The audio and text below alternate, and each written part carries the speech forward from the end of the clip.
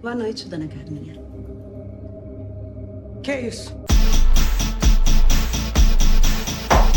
Em meio à causa iminente, o café então ele vai começar a ganhar importância no paladar europeu.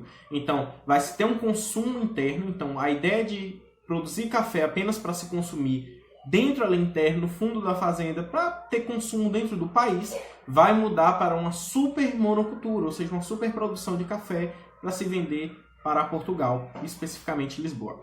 Bom, para vocês terem ideia, em 1779, o Brasil ele só exportava 79 arrobas para Lisboa.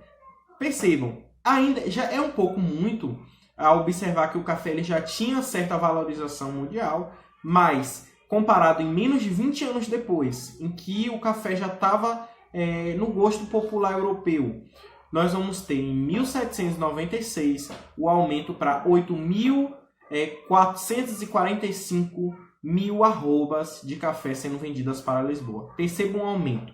E não só isso, não para por aí. Em 1806, esse número aumenta para 82.245 arrobas para Lisboa, vendidos para Lisboa. Então, observam, das cinzas da mineração vai surgir, então, o café com uma grande produção monocultura no país.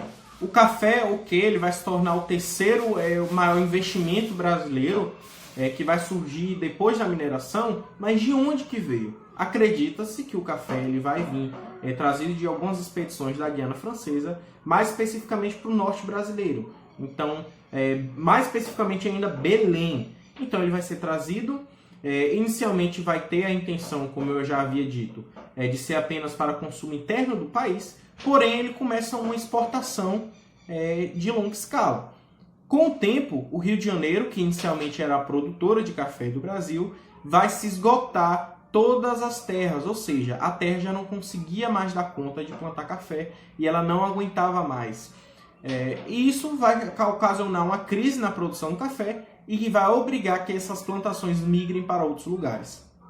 Bom, nessa migração, o café ele vai acabar parando lá em São Paulo, especificamente Campinas. Bom, São Paulo é uma cidade, é um estado que a gente pouco ouve falar nesse contexto de história. A gente ouve falar muito de Nordeste, na região Nordeste, a cidade do Nordeste de maneira geral. A gente ouve falar muito sobre Rio de Janeiro, mas São Paulo a gente quase não ouve falar nesse momento. A gente já ouve falar de Minas, Rio de Janeiro, o Nordeste inteiro praticamente, porém São Paulo é uma novidade. Então, São Paulo ele não tinha importância que o Nordeste e o Rio de Janeiro tinham, e muito menos do que Minas Gerais tinha nesse contexto.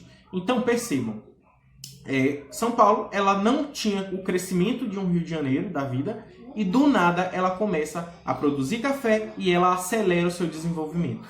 Então, São Paulo ela surge no contexto como uma nova figura importante do país nesse momento, com o ciclo do café. As fazendas de café elas vão se comportar muito parecido, de uma maneira organizada, similar às produções de açúcar do Nordeste brasileiro. Bom, se a gente pensar como que era a produção de açúcar e a produção do café, se elas são similares, o que elas tinham de iguais? Elas tinham latifúndio, então produziam em um grande território, monocultura, então produziam em larga escala o mesmo produto. Então, a gente tinha no Nordeste o açúcar, a grande produção de açúcar. A gente vai ter então em São Paulo a grande produção de café. Não só em São Paulo, os lugares que vão produzir café. Nesse momento, a gente já falou, pelo esgotamento das terras, São Paulo ela vai virar palco do café nesse momento.